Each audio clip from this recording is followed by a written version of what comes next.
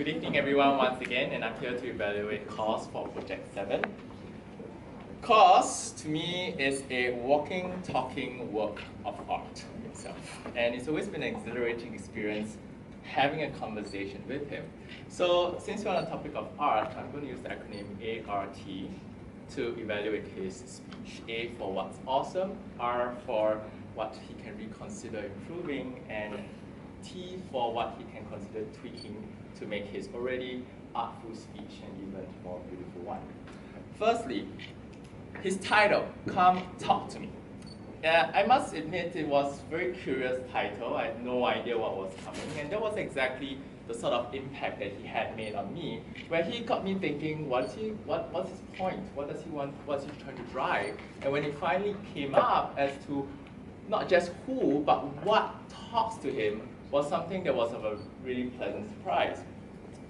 Second, in terms of the sort of information that's according to the speech, he did provide many different sources of information, from art, literature, photography, social media, music, as well as movies. So there is definitely a wide coverage of all the things that talk to him.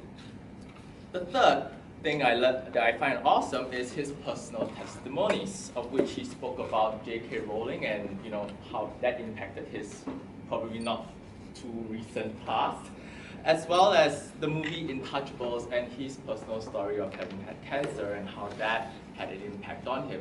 Those were really personal and touching moments that I find myself having drawn into, not just what speaks to him, but what also speaks to many people. The last thing that I'd like to share about what I thought was awesome was his lead-in. When he first came, he started sharing about where he was. He wasn't really prepared. But then, I must say, the moment he said that, it kind of already got me an impression. It's like, oh, okay, this is a prepared speech, but he's not prepared. But how he whimsically twisted around to tell us how natural it is for him to speak, was that something that set the stage up for me as to what I would expect. And that, I thought, was again something that got my curiosity going through the speech.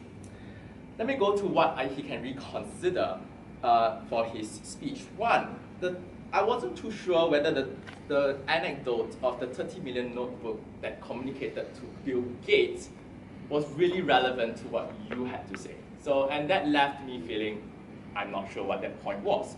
Two, in terms of sources, I must capture, there was one slide that said recent reports.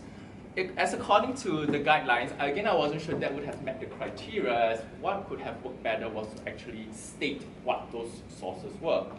Three, personally, there was a balance that should have been met between breadth and depth. There were, in my personal opinion, too many things that you talked about that didn't really capture the depth. In terms of tweaking, one, I thought you could make it every area more personal, because there was a bit of imbalance. And two, in terms of presentation, it could also have been more formal, where there were pictures for all or words for all, or both for all. Because the first were too many words and last too many pictures. So that's, thank you very much, and Toastmaster.